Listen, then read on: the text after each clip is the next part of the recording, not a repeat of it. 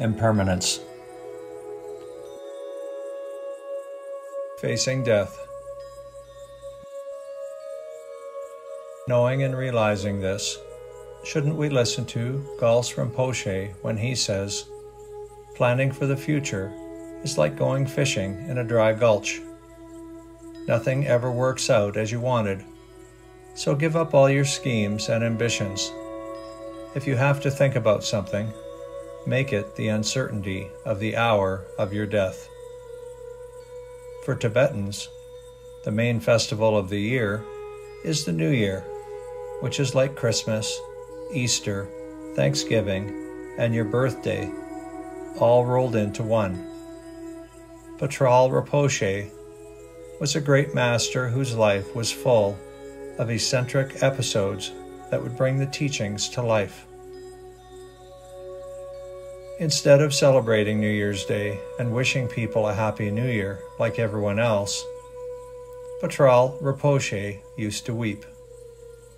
When asked why, he said that another year had gone by and so many people had come 1 year closer to death, still unprepared.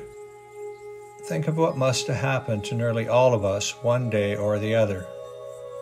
We are strolling down the street, thinking inspiring thoughts, speculating on important matters, or just listening to our Walkman.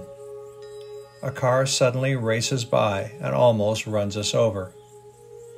Switch on the television or glance at a newspaper.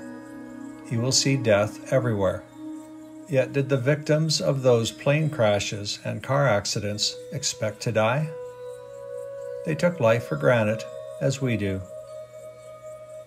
How often do we hear stories of people whom we know, or even friends who die unexpectedly?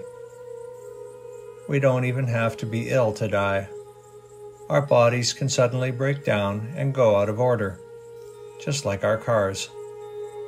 We can be quite well one day, then fall sick and die the next.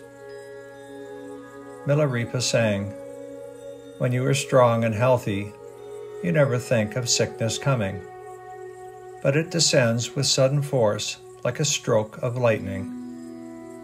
When involved in worldly things, you never think of death's approach. Quick it comes like thunder crashing round your head." We need to shake ourselves sometimes and really ask, what if I were to die tonight? Then what?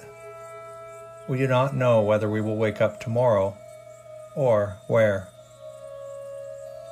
If you breathe out and you cannot breathe in again, you're dead. It's as simple as that. As a Tibetan saying goes, tomorrow or the next life, which comes first, we never know.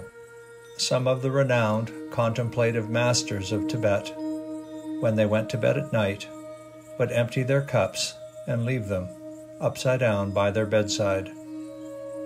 They were never sure if they would wake up and need them in the next morning. They even put their fires out at night without bothering to keep the embers alight for the next day. Moment to moment, they lived with the possibility of imminent death. Near Jikma Lingpa's hermitage was a pond, which he had great difficulty crossing. Some of his disciples offered to build him a bridge, but he replied, "What's the use? Who knows if I'll even be alive to sleep here tomorrow night?" Some masters try to wake us up to the fragility of life with even harsher images. They tell each of us to reflect on ourselves as a condemned prisoner taking our last walk from our cell, a fish struggling in the net, an animal lining up for its end in the slaughterhouse. Others encourage their students to imagine vivid scenarios of their own death as part of a calm and structured contemplation. The sensations, the pain, the panic, the helplessness, the grief of their loved ones, the realization of what they have or have not done with their lives. Body lying flat on a last bed, voices whispering a few last words, mind watching a final memory glide past.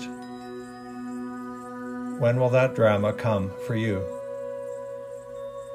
It is important to reflect calmly, again and again, that death is real and comes without warning. Don't be like the pigeon in the Tibetan proverb.